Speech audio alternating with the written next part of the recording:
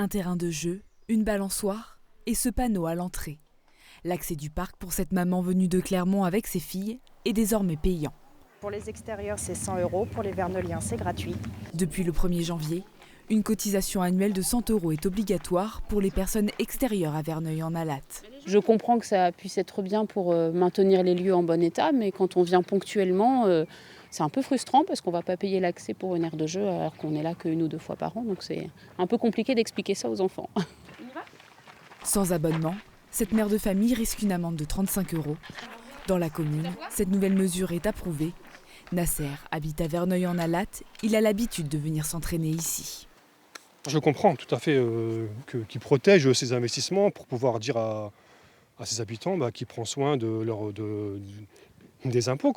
C'est nous qui payons. Un parc financé par la municipalité et des subventions du conseil départemental, mais qui, selon le maire, ne serait pas respecté.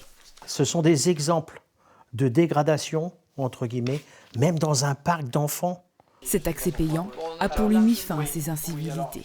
Ça me dérange d'être obligé de mettre en place un règlement qui sanctionne quand même les personnes qui utilisent le parc à bon escient.